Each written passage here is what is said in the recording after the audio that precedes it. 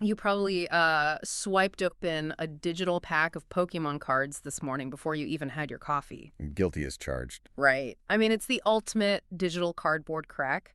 And the upcoming Pulsing Aura expansion, which is dropping the final week of April 2026, is about to completely hijack your daily routine. Oh, absolutely. But before we get into that, welcome back to the deep dive. I am so thrilled to be back from my vacation in Rome. Just an amazing trip. Glad to have you back. Thanks. And a massive shout out to Alex and Jamie for covering for me while I was gone. You'll actually be hearing all of us hosting interchangeably from now on. But today, we really need to talk about why this app is taking over our lives. It really starts with, the psychology of the pull. The developers of Pokemon TCG Pocket didn't just scan physical cards into a phone. Right, they engineered a sensory experience. Exactly. That swipe gesture you do on the screen, it triggers the exact same dopamine loop as ripping open a foil pack at a local card shop. And from what I'm reading, Pulsing Aura is pushing that psychological trick to a ridiculous new extreme with these immersive cards. Yeah, they're no longer just static JPEGs. Right. The source material describes them as tiny 3D windows into the Pokemon world, and they're adding haptic feedback. The cards will literally pulse in your hand when you tilt the screen. Or even when you trigger an attack. By tying the visual of, say, a Charizard breathing fire to a precise physical rumble in your palm, it crosses the wire in your brain between a digital image and a physical object. Wait, really? Just from the phone vibrating? Yeah. It's the difference between looking at a photograph of a piano Yeah. and actually pressing a key to feel the string vibrate inside the casing.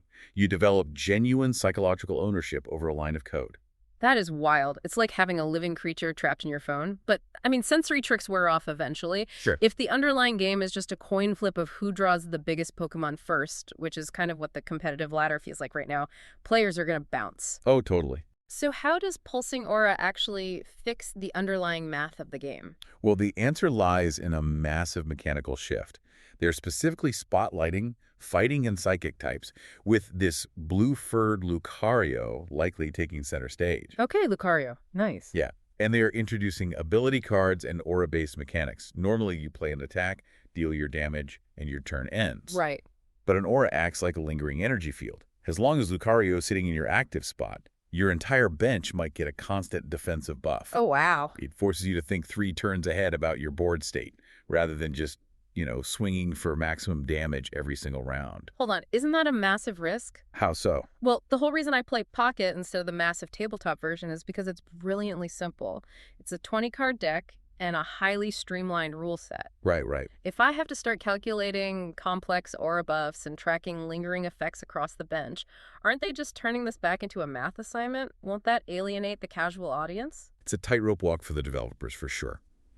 But to check the dominance of the current heavy-hitting decks, you need disruption. I guess that makes sense. And the base rules aren't changing. Casual players can still just throw down big monsters and have fun, but the aura mechanics give the competitive ladder climbers enough tactical meat to chew on. Ah, so they are trying to raise the skill ceiling while keeping the entry floor totally flat. Exactly. And that means for anyone wanting to stay competitive, resource management just became priority number 1. Oh no, you mean the pack hourglasses? Yes. Yeah. Every time you use a pack hourglass to skip the 12-hour waiting timer right now, you're burning a resource that you will desperately need when this set drops. Wait, so I should stop impulsively burning them to hunt old alternate art? Absolutely stop. Analysts are looking at the math, and the card pool is growing significantly. Boy. With all this new artwork and the introduction of these crucial ability cards, pull rates for specific secret rares are likely going to adjust. Completing the Pulsing Aura set is going to be a marathon. Wow. It's like eating your entire stockpile of emergency rations because you got a little hungry the day before a blizzard. That is a perfect analogy. You need to exercise self-control right now. This late April release is essentially the starting pistol for a massive roadmap leading straight into the summer. So it signals that the developers aren't just coasting on nostalgia. Right. They are actively managing the long-term health and tactical evolution of the ecosystem. So Pulsing Aura isn't just a minor update. It's a major evolution in both the aesthetic beauty and the strategic depth of the game. Without a doubt. And, it leaves me wondering about the logical conclusion of all this tech. If the game is already mapping haptic feedback to the card art so they physically pulse when tilted, Yeah. how long until these immersive windows evolve into augmented reality? Imagine aiming your phone at your physical coffee table and watching these digital Pokémon actually battle it out in your living room. Now, that would be insane. Right. Definitely something for you to think about the next time you swipe open a pack.